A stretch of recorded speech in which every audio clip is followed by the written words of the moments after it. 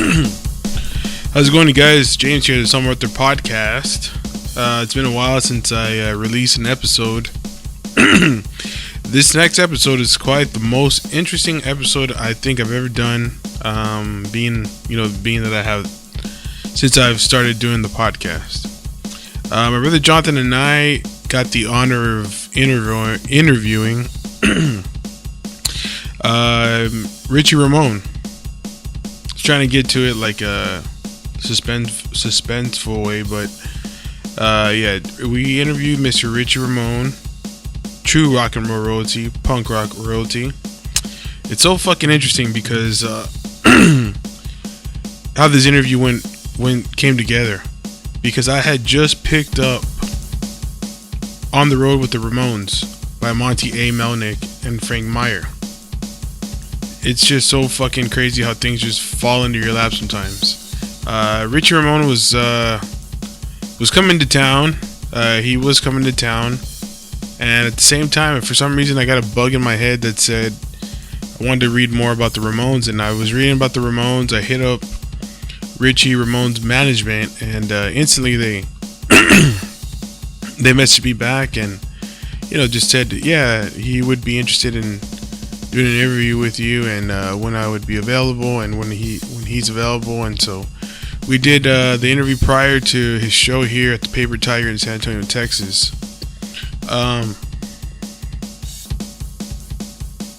And for anyone who's in the area of Texas, he's playing in Houston after this show. So today is when I release this, today was 4/16, so April the 16th. Tomorrow he will be in Houston, and then after that, I believe he said he's heading back to the East Coast. Richie Ramone was truly a nice guy. I mean, he was, among all that tough punk rock exterior, he gave us an opportunity to interview him, which I thought was really cool. The guy said that he did have a hectic schedule, so I wasn't able to interview him when he came into town, but I interviewed him the day before. That was cool. He was just a nice guy, and he was very up to the point. All right, so going to the book On the Road with the Ramones once again. It's truly epic, if you ask me. If you're a punk rocker or a Ramones fanatic, or a punk rocking Ramones fanatic, both at the same time, read this book. It's very, very good. It's got a lot of fucking details and information that a Ramones fanatic, punk rock fanatic is just gonna fuck with you. I'm reading it at this point, and it's composed of interviews and people talking about the band, and each of the members talk about what they experienced when they first started, memorable performances, all that sort. So you got Arturo Vega, who's the guy who's the brains behind the Ramones image. He's the one that came up with the eagle and the federal look, but he put the names of marquee. He put the names of each of the members of the band with the eagle. The Ramones logo is so fucking legendary. It's right next to the one of the Misfits' skull. So it talks about how Arturo Vega created that, and many of their images for T-shirts, and how even at one point he was making money on the side. He was making money on the side at the concerts that they were having, but it got to the point where they didn't know exactly how much he was making, and they found out how much he was making, and they were like, damn. So I got up to that point.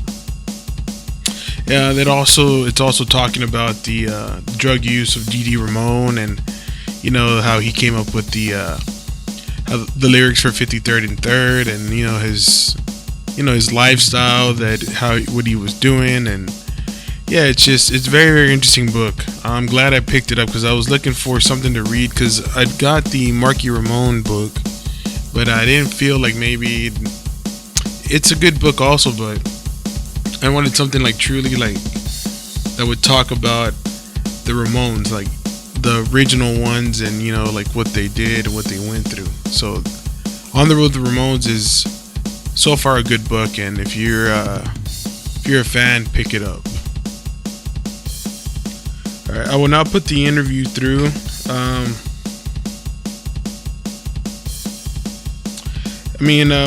Richie Ramone was very cool. I mean, we got to know who he was, got to know him a little bit. We got to know that he's got his hands in a few things, some films. He's got a bunch of things coming out. He's got a video teaser that came out on YouTube. It's very cool. Check it out. He's got the whole like horror movie get up. He's got vampire fangs. It's very cool. He's a very he's a very talented individual. He knows about film, and he's even got I think at one point he said he was part of an orchestra where he composed some music for West Side Story and the musical. So check it out. And here's the interview, and enjoy the interview. It's a very, very good interview. Thank you. So, what is the podcast called? It's called the Somewhere Out There Podcast. Oh, okay. Yes, sir. So, where are you calling from? I'm calling from San Antonio, Texas. Huh? I'm calling from San Antonio, Texas. Oh, okay, San Antonio. That's right. We're doing it one day before the show. Yeah. Yeah, we're gonna see you tomorrow over here at the Paper Tiger. Okay. So, how long's it been since you've been to Texas? 2 years. I guess we were there 2019. Before the COVID thing. Cool. And what's your? Do you like it here? Do you like the weather? You can be honest. No. The weather's a little humid. I love the barbecue and the Tex-Mex. That's for sure. Very cool. But the weather's a little humid, but it's fine. I'm easy. I like everywhere. Oh yeah. Yeah. I can't wait to get my barbecue on tomorrow. I have a friend in San Antonio, so we're going to go out there. Oh, very cool. So you got people already on standby. Yeah. That is every town I go to, I have people on standby all around the world. That's why I like touring, because I have friends all around the world. Hell yeah, I like that. And it builds the image of who you are, Richie. Yeah, I'm just a regular guy like everybody else. I just have a different job, And let me ask you this, Richie. I know you were mentioning obviously COVID hit, right? So you're back on the road. You got a large gathering of cities you're going to be checking out. What's the energy you got coming back to it after the pandemic? Getting back on the scene, getting back on stage. How are you feeling? It was different, yeah. It's all behind us. This tour was 20 in a row, 20 different cities, over 4,000 miles, 20 cities in a row. We started in Worcester, Massachusetts.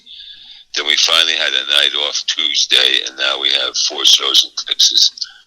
So there's only 3 shows left, starting tonight in Austin, San Antonio, and Houston. Then we fly home Easter. But, it was like, I think the tour was canceled 2 or 3 times, it was just, I just, even now it's still weird with the COVID thing, but, I couldn't keep canceling it because I figured now I got to go. I need to support the club owners who are out there. You keep canceling, they don't make their money if we keep not going to these places. So I finally did it. Everybody stayed healthy. We're having a blast. I think people are really energized about, going out again. There's still some people on the fence, because I have a little bit of an older audience, right? They're not like 20-year-olds who come to my show, but yeah, we're having a blast. It's so good to be out on the road again after being home for over 2 years. Gotcha. So right off the bat, the whole COVID thing, and then now everybody's like starting to go to shows and stuff. What's your opinion on now the festival, the punk rock bowling festival, all that stuff coming back? What's your opinion on that? You think it's another step for us to move forward from this thing, or do you feel it's going to be? It's always going to move forward. It's just going to keep moving forward, and mask up if you feel you got to mask up or you need a reason to. I'm not against any of it. I just wanted my fans to be safe and in the safest position I could. So when the numbers dropped so low again, the timing was good because I wasn't going out when the numbers were high. It didn't make sense. Because I'm up there singing, I'm in your face, and shit like that. I got people singing. I've got people singing in my mic, and to go out there and you never know if you're gonna get it. It just could happen. But thank God, everything's been great now, and I think we'll survive these last 3 shows. And taking precautions as we can. I wash the hands. I have the junk on my fingers, but No, I hear the you. fans like to get right in my face, and so they miss that. They miss seeing that Richie on stage. Yeah. No, but you just came from Dallas. You got Austin coming up, San Antonio, and Houston. Right. A bunch of great clubs. You have Kick Butt. Tonight you're going to. What's that like? You ever hear of that place? I haven't been there before. I'm not sure if my brother Jim. Have you been there before? I have not been there. I have not. I don't know. It seems like it's outside of the city by a couple miles. I don't know what's going on, but we'll see. We'll see. Austin's a good space. And San Antonio. It's vibing. We just finished Fiesta here, so you'll get the leftovers of that energy. There's a lot of energy people. They took away I think a week of Fiesta, so there's still a lot of energy in the people. So you'll get that when you come here tomorrow. That museum in San Antonio? It's kind of a famous museum, a Western museum. Western Museum. Yeah, it's a big museum. I forget the Buckhorn Saloon. Downtown. Yeah. Are you a fan of that one? My oldest cousin is the guy that you'll see at the door. His name's Texas Bob Reinhardt, and he's the one who dresses in the period pieces and holds the gun and shoots people coming by on the street and stuff. Very cool. His job. That's and who was that again to you again? I'm sorry, I missed that. Who was that? Texas Bob, my cousin. That's your cousin. Reinhardt, yeah. Hey. So if ever you go by there anytime, say, we know Rich Ramone, he's there all the time. That's he does awesome. The tours, he takes people on tours and stuff like that. How long has he been doing that gig? Oh, God, 20 years, 30 years, he's been there a long time. Wow, that's awesome. Yeah, it's pretty funny. That's sick. Well, Anyway, that goes for the trivia. Yeah. No, just going back to what you said, I know, going back to some of the material, I know that COVID already hit. It was a kind of a time for reflection for a lot of people, for planning, for strategy. We know you had entitled back in 2013, Cellophane 2016, and now you have a movie you're going to be part of too, the Friday the 13th franchise that's expected to come out in May. How's it's that? Coming out later, more probably Gotcha. late summer. Cool. How's that? How's that No, creativity that was for you? Yeah, it's really new and exciting, because it's a new craft, and that's why I enjoy it so much. I've been playing drums for 55 years. I've been in this business, but so I'm having a lot of fun acting. I'm in a couple movies this year. There's one called Head Cheese, the movie that's on Amazon Prime right now, and this Friday the 13th fan film. I'm not going to give away anything, but they're using 2 cuts of mine, 2 songs in the movie, and it's a really cool movie, And then there's some other stuff coming up. At richramone.com, you'll see all the movies if anybody wants to know. But go to richramone.com. So I fell into that in COVID. For 6 months when COVID hit, I just didn't get out of bed. It really got me down. Really? And then I snapped out of it, started doing an autograph show, and that's how all this acting stuff started, by meeting people. So it's kind of fun. I really enjoy it. A lot of laughs. That's awesome. I mean, yeah, if anything... Those actors, they're partiers, man. They party, Really? They party like rock stars. So I fit right in. Very cool. So, okay, so, all right, so I want to jump in and, all right, so what's your opinion on, the Vans Warped Tour and, that not being around anymore? It was, one of the... I don't know. I mean, my opinion, what is it?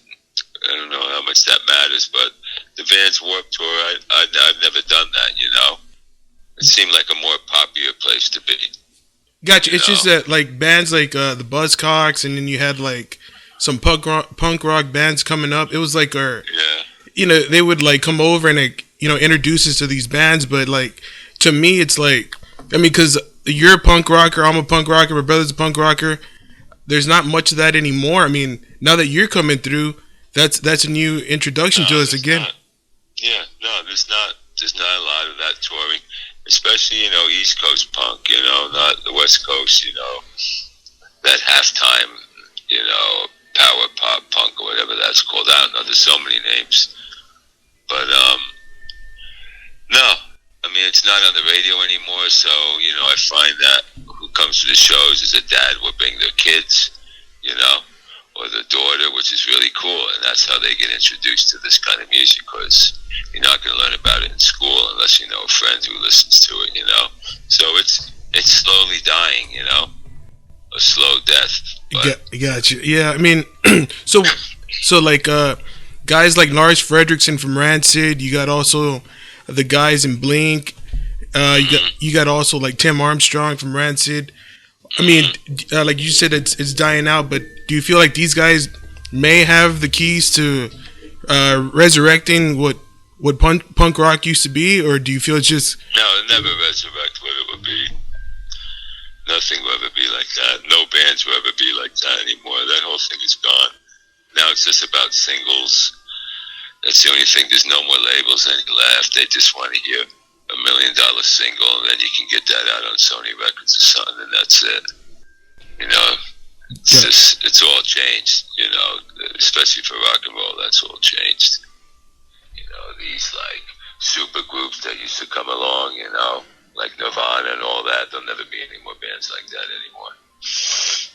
Dang. And I guess as all that's changing, Richie, you see like even the dynamic from people not buying records or albums or CDs. What people are buying, the vinyl. People love to buy vinyl. Yeah.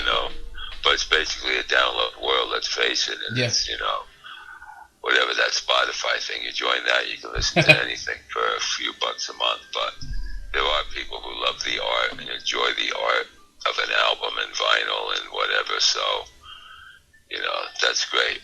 But, so that's why there's so many bands on the road. Yeah. Everybody's 90 years old. We're still on the road because that's the only way we make our money now. You don't make it from selling records. Yeah, and even with technology, I mean, you have all these people just using computers to make music, to sing, to have that creativity almost done for them. But I want to bring it back to you when back in when we first started, or when you first started. I was in the Ramones. When you first started, I know you were in the Ramones from '83 to about '87. And again, you did a lot of the composing, the writing. You did the vocals. What drove you and maintain you disciplined to play all those roles and be very impactful in that band the way that you did? Where a lot of cats that are doing like this gig today, they really don't have that expertise or that skill. But what drove you, and how did you manage to build that up as an individual? I had the expertise and skill. There's no doubt about it. But Joey Ramone pushed me into that position. We hit it off right away. He recognized my talent. He wanted me to sing. He wanted me to write more. He kept pushing me towards the front, and I owe that all to him. Because I was, I wrote a few things before, but he was like, we were such good friends that he just kept pushing me up to the front and said, write that. No, you sing. You can't say anything that you do that. So that's how it all happened. That's sick, man. And I guess what would be one piece of advice you would at where you're at now, if you can go back in time to yourself when you first started in the music industry, what piece of advice would you give yourself? A piece of advice? What, when I started? Yeah, so let's say yourself, you go back in time to when you first started, what would you tell yourself to do different or do the same or do more of? Go to school and be a doctor. Was that an option? I guess, was that your alternate? Was it an option? Yeah. I mean, I guess I could have. I came from 4 siblings. They all went to college. I was hell bent on being a musician from an early age. So I skipped that and I went on the road at 17 years old. That's what sick. Do you need? Gotcha. Hold on 1 second. No problem. Room key, one room key, always. I'm so sorry. I got things going on. The band's going there to do sound check. So Okay, so I don't do sound checks. oh, okay, cool. I was like, is it like a cue for Wrap it up. wrapping it up? No. The band's leaving to do sound check. They go down and do sound check, but I don't go. I hate sound checks. I like to go on stage not knowing what it looks like and just what is there happens. You know what I'm saying? Absolutely. So, Let the chips fall as they may, right? no, you can do sound checks, but by the time you have 2 or 3 bands playing before you, it's never the same anyway. So what's the point? Gotcha. So, So, like, as my brother had said earlier, he was talking about like that you had your time in the Ramones and everything. What's the feeling you get thinking you were Ramone or that you are a Ramone? You're part of that distinguished group. Almost like, if anything, I feel like I almost. don't think about any of that, so don't even go down that road. I'm just a regular guy. I'm not part of a distinguished group. I'm not a legend. I hear that now. Legend just means you're an old dude. That ain't in my DNA. Okay, I don't think about that. I don't believe that. Nothing. Gotcha. This is my job. This is what I do. I'm creative. I'm good. I'm a talented entertainer. Talented as fuck entertainer. And that's all that is. And I'm there to entertain my fans who bought a ticket. It's not about me. I'm going to show them a good time. So when they go home, they go, fuck, man, you should have came last night. Man, we had a lot of fun at Richie Ramone's show. Damn, you're getting a sight. That's the beginning and the end of the story. So, Yeah. I'm not, that's just it. That's awesome, man. About, You're getting a psych for tomorrow. To see me. It's not about me. Gotcha. Yeah, absolutely. Yeah, no, absolutely. Yeah, you're getting us psyched for the show tomorrow even more. I mean, if anything, months before this, when I saw your name, I was like, dude, no matter what, I put the day in for my job. I was like, I'm going no matter what. I mean, if I was like, dude, don't do that. That would be No, stupid. it's all for Richie. It's all for Richie. Yeah. But yeah, okay, so now going to a different question. All right, so what would you say is the difference between the English punk rock and the punk rock of America? From when it first started, like, if anything, I would like to get it straight out of the vine from someone as yourself. Back then, it came out simultaneously, and could you like maybe being from It wasn't simultaneously. The Ramones came before the Sex Pistols. Gotcha. That's fact. And what was different? They had an accent. Gotcha. Let's not get confused. The Ramones started this whole thing. I wasn't a part of that, but they were around in '74. And they started this whole movement when the disco era was very strong at that time. So, and arena rock. So, Gotcha. I don't know what you're trying to find in the difference. Gotcha. Yeah, and I got you. Hold on. Cool, that's great, man. And then, I definitely want to, for the listeners out there that want to learn a little bit about you, just because I know you're focused on music and as an entertainer, but there's some fans that really want to know a little bit more about what you like to do as your interests, or does it all culminate around music for you, or what are your outside interests when you're not on stage or when you're not writing? What are golf they? and fishing. I like to play golf and I like to fish. Really? Are you an avid golfer, fisher? Or are you competitive? Not adding, I do it. I'm a competitive golfer. I play in tournaments and stuff like that. Oh, shoot. Cool. So I really enjoy that. Fishing, I don't get to do it as often, but I enjoy that too. That's probably my first love because I did as a kid. I had a boat, and shit like that growing up. Damn. Okay. Have you ever tried fly fishing? And don't play me at pool because I grew up on a pool table. Oh shit! Okay. You ever seen that movie Pool Hall Junkies before? No. Yeah, there you go. So no putting money on the table with Richie. Okay. No. Duly noted. Yeah. I'm warning everyone. All right, that's all our listeners. Do not bet any money with Richie Ramone at the bar, so we're good. Nice.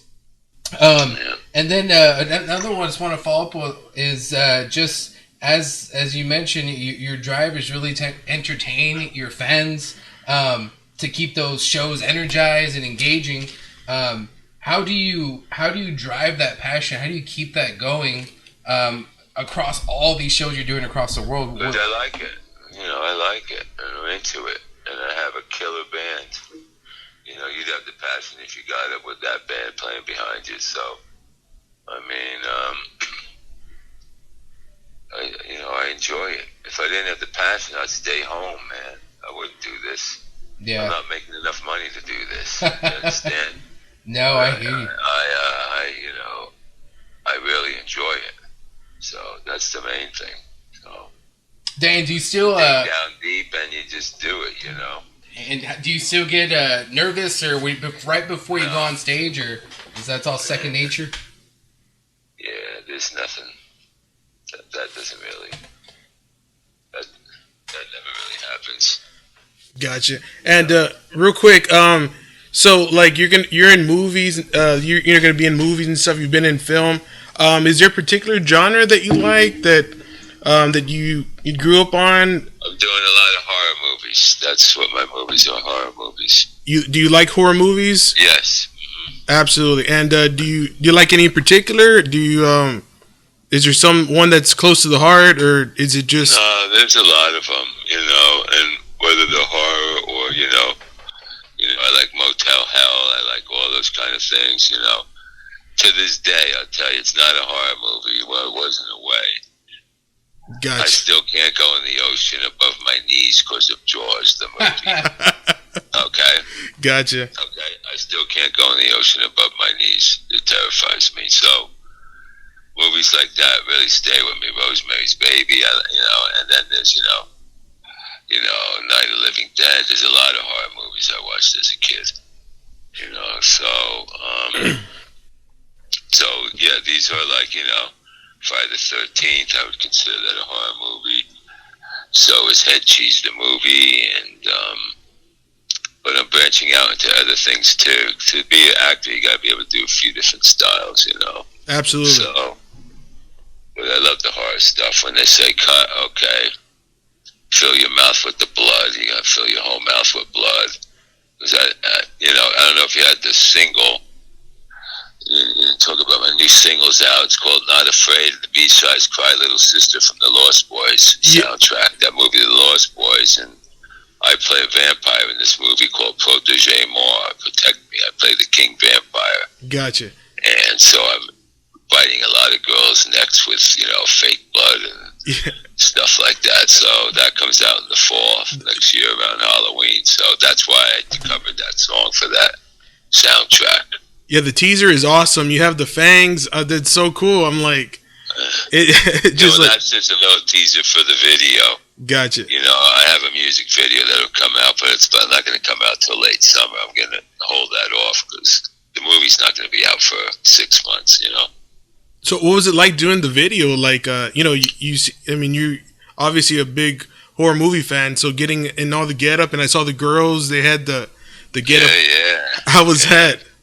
They do everything for me, So it's great, it's fun. It's fun making videos and things like that, Had a great director, Robbie Lopez, and a lot of that's going to be green screen, some of it. So drawing in, it takes time when you green screen a whole movie. You know what I'm saying? So that's why it's taken so long to do. But it's great. We have a lot of good scenes in that. So I'm looking forward to that. The end of this year is a big year for me. So gotcha. Starting in September, we do a West Coast run from, Seattle, San Diego, and then we go right the next day to Ireland and UK and Scotland. That's starting September 1st. So, and then these movies will hit after that. So I'm getting kind of excited to have a really strong finish to my career, I think, over the next couple of years. That's awesome, man. So it's like a second wave of shit happening. So I'm excited about it. Very cool. Yeah. Dang, and then I'm curious though, just to One more, because I got to go. Because if you're gonna keep me talking all night, I won't be able to sing. Guys, that they didn't get their full. No, gotcha. No, that works, man. I appreciate your time. Just one last question is what's one thing? Obviously, you already said you're looking forward to all these projects coming to fruition, from your movies to your music videos to your shows coming out. What's one thing you have in the horizon that you haven't done that you're looking to complete maybe in these next couple of years? I don't know. Well, I played with the symphony. I did the West Side Story thing. So I want to complete another thing, a James Bond theme, and do those two and play in the orchestras again. I don't know if you ever saw that, but it's really cool. So I'd like to do that. But besides that, let's face it, I had a blessed life. To stumble into this band, to carry the torch, and to have that name, it's a blessing. God bless them all, and I have much respect to them all, and that's what I try to do, is show them respect and do my job properly. So gotcha. And say, gotcha. Yeah, that James Bond thing, you got me. I love James Bond. Just like. Well, I did the West Side Story theme. I play with the orchestra. They wheel the drums out. Look that up on YouTube. Yeah. And I arranged an 18-minute piece. Now I want to do another 20-minute piece. And it'll be a James Bond theme and West Side Story, because both of those things are about girls, teenage rebellion, that kind of stuff. So gotcha. It's a really great musical thing, and I'll close the second half. Gotcha. And that's what I'll probably be doing. Very cool. Near the end of everything, I just want to stay healthy, and as long as I can stay healthy and be aggressive and have that strength to do it, like you said, night after night, I'm going to do it. As soon as I feel that's not happening, I'll stop, So, but people are loving this show. They are just having a great time. So, we'll see you tomorrow, dude. Absolutely, yeah. Well, thank you very much, Richie. Part of the Somewhere Out There podcast, we'd like to thank you.